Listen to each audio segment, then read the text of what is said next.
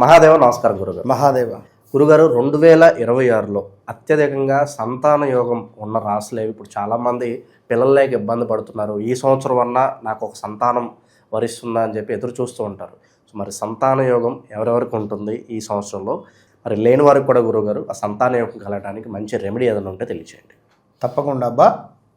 ముందుగా ప్రేక్షకులకు ఈ 2026లో సంతానానికి సంబంధించినటువంటి అనుగ్రహము ఏ రాశుల వారికి ఉన్నది అనేటువంటి వీడియో మనం చేస్తున్నాం.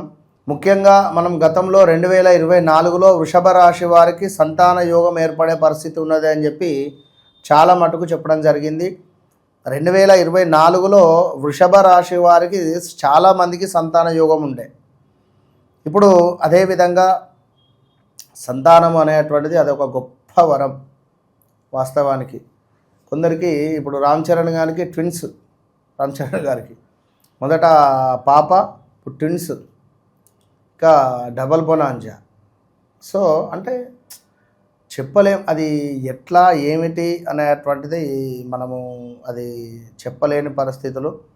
ఏది ఏమైనప్పటికీ కూడా సంతానం అనేది అది ఒక భగవంతుని యొక్క ప్రసాదం. అది అసలు కొందరు అంటుంటారు అసలు మేమేం ప్లాన్ చేయలేదు, అసలు అట్లా అయిపోయింది కోఇన్సిడెన్స్ కానీ ఒకరు. కొందరికి ఒక సంతానం కలిగి 6 నెలలలోపే మళ్ళీ ఇంకొక సంతానం ఏర్పడుతుంది, కన్సీవ్ అవుతారు. అది చెప్పలేము. 1 ఇయర్ కాకముందే అట్లా ఉండేటువంటి పరిస్థితులు ఉంటాయి. అంటే అది 1, 2 అనేటువంటిది ఏది లేదు అక్కడ. ఓవరాల్గా సంతానం అంటేనే ఒక మనకు అంటే ఇప్పుడున్నటువంటి స్థాయి కంటే ఒక మెట్టు ఎక్కడమే. ఇక మరి అలాంటి మెట్లు, అలాంటి స్థాయి ఎవరెవరికి రాబోతోంది అనేటువంటి విషయాలను తెలుసుకుందాం. 2026లో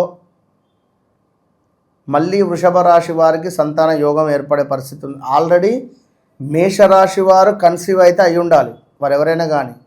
ఆ అక్షరము లా అక్షరంతో ఉండేటువంటి వారు వివాహం జరిగి 2-3 సంవత్సరాలు అయింది అనుకున్న, నూతనంగా 2024లో వివాహం జరిగిన 2025లో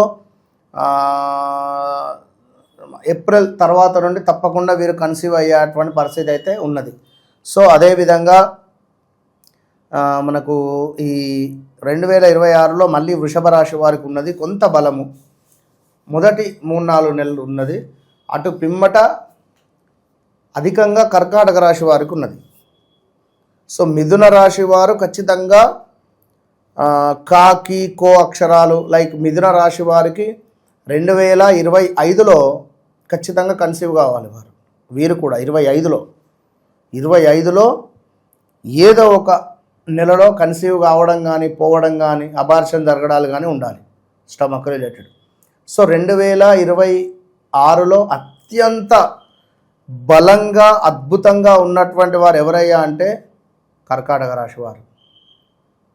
వీరికి పెద్ద బలం ఉన్నది. వీరికి పెద్ద బలం అంటే పెద్ద బలం. ఇంకా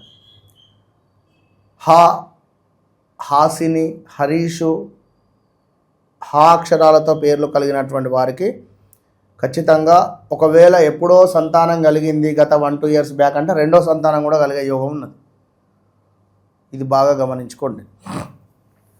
ఇక అదేవిధంగా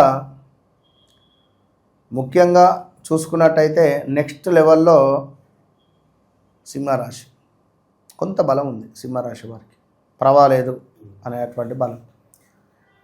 వీరికి ఇల్లీగల్ అఫైర్స్ ఏర్పడితే మాత్రం చెప్పలేము, ఈ బలం ఎటుపోతుందో తెలియదు కనుక అది కూడా గమనించుకోవాలి. ఇక అటు పిమ్మట నెక్స్ట్ లెవెల్లో అంటే మనకు వృశ్చిక రాశి వారికి సంతాన యోగం ఏర్పడే పరిస్థితి ఉన్నది. వృశ్చిక రాశి వారికి ఖచ్చితంగా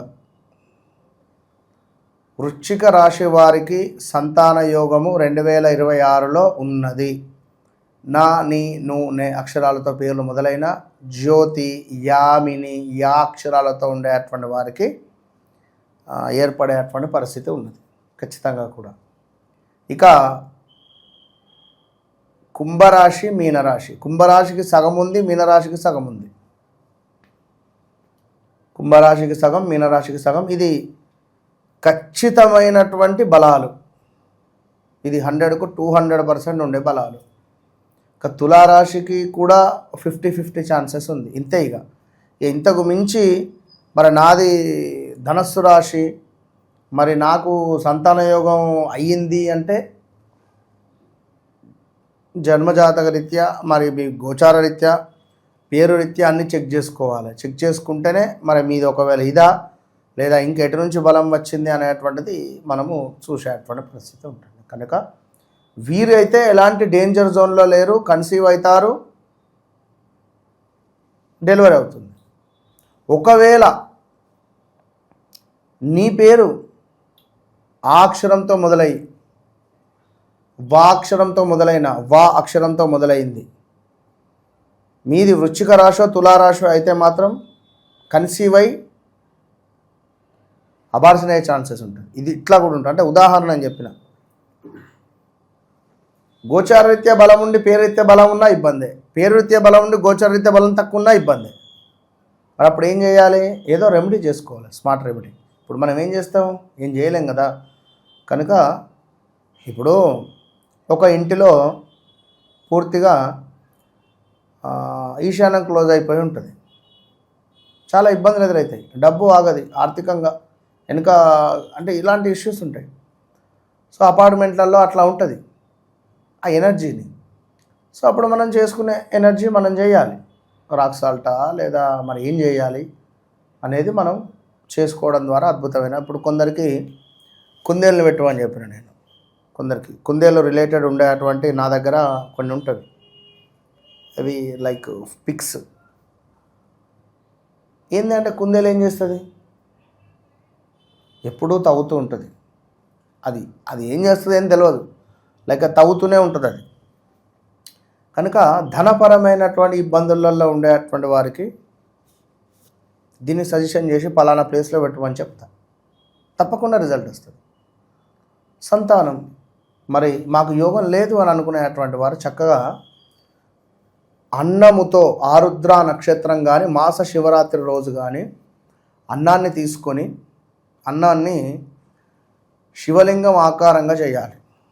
కింద చక్కగా బాణమట్టము, దానిపైన చక్కగా రౌండ్గా శివలింగం. ఇది మనము ఇంట్లో చేసుకొని ప్రదోషకాలం, ఇది బాగా గుర్తుంచుకొని ఉదయం నుండి సాయంకాలం దాకా ఏం తినొద్దు. తినకుండా మనకు సుమారుగా 4:30కు బియ్యం పెట్టుకోవాలి, 5:30కు అభిషేకం మొదలుపెట్టాలి. 5 నుంచి 5:30 లోపు అభిషేకం చేసేయాలి. ఇంట్లో చేసుకున్నాక పాలు, పెరుగు, చక్కెర, తేనె, నెయ్యి ఒక్కొక్క చుక్కనే వాటితో అభిషేకం చేయండి. బాగా పోస్తే అన్నం అదైపోతుంది. సో మంచిగా గట్టిగా పిసికి అన్నాన్ని శివలింగ ఆకారంగా చేసుకోండి. చేసుకున్నాక పాలు, పెరుగు, చక్కెర, తేనె, నెయ్యి పోసి చిటికడు పసుపు, చిటికడు కుంకుమ వేసి చక్కగా తుమ్మి పూలు కానీ లేదా మనకు శంకు పూలు కానీ లేదా మారేడు దళాలు కానీ, అదేవిధంగా ఇట్లాంటివి కొన్ని సమర్పిస్తూ మల్లెపూలు కానీ, అదేవిధంగా జిల్లేడు పుష్పాలు కానీ, ఉమ్మెత్త పుష్పాలు కానీ